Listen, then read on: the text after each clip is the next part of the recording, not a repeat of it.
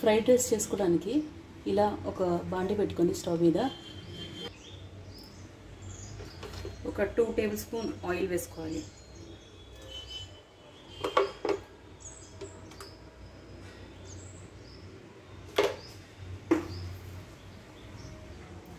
Stove కొంచెం హైలో పెట్టుకోవాలి సో దట్ ఆనియన్స్ అవన్నీ తొందరగా వేగడానికి.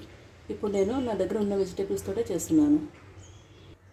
ఇలా ఆయిల్ వేడెక్కాక ఇందులోకి ఆనియన్స్ వేసుకోవాలి.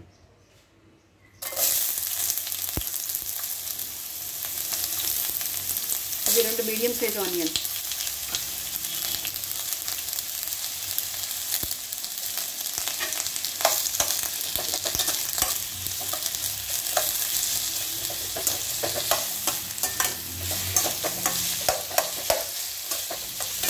నేను ఒక గ్లాస్ రైస్ చేస్తున్నాను.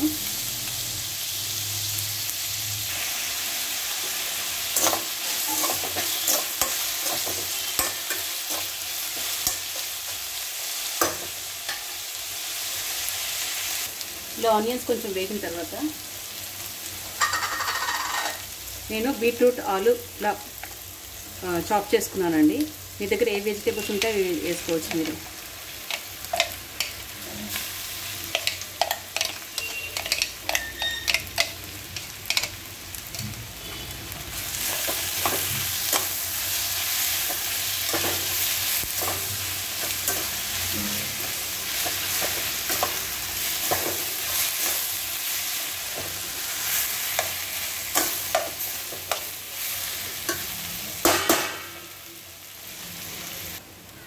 ఇది ఉడుకుతుండగా ఇందులోకి కొంచెం అల్లం వెల్లుల్లి paste,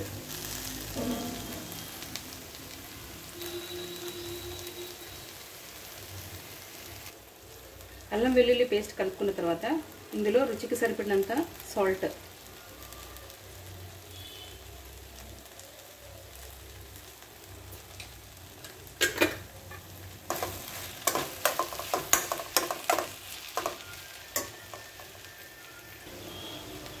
soya sauce 1.5 table spoon,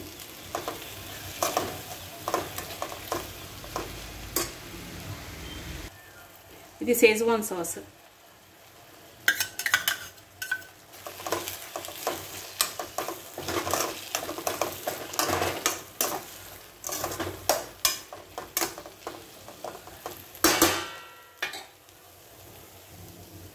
red chilli sauce,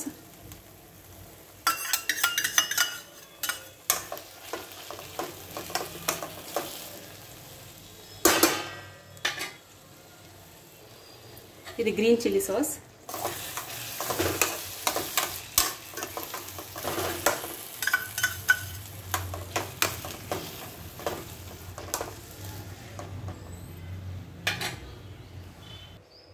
ఇది కొంచెం వేపుకోవాలి. ఇది వేగిన తర్వాత రైస్ వేసి కలుపుకోవడమే.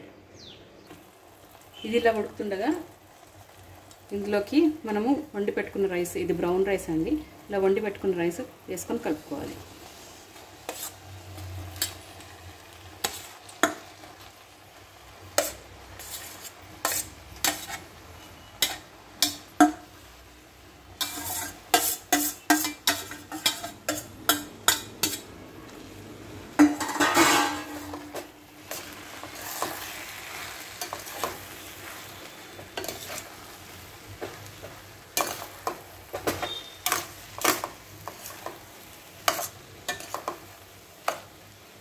యాక్చువల్గా ఇందులో బీన్స్, క్యారెట్ అంతా వేస్తే బాగుంటుంది కానీ ఇప్పుడు నా దగ్గర లేవు అవన్నీ, పొట్టి బీట్రూటే ఉంది.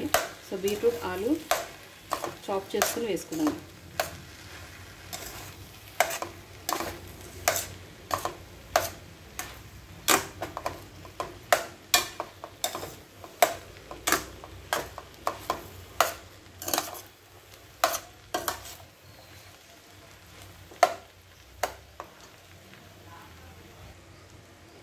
అంతే, మన బీట్రూట్ ఫ్రైడ్ రైస్ రెడీ అయిపోయింది.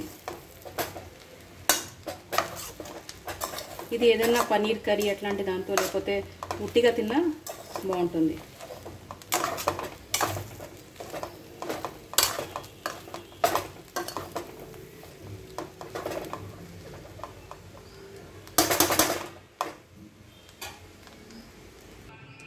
ఇదిగోండి ఎంతో రుచికరమైన beetroot fried rice with paneer curry. ఈ కాంబినేషన్లో మీరు కూడా ఒకసారి చేసుకొని చూడండి.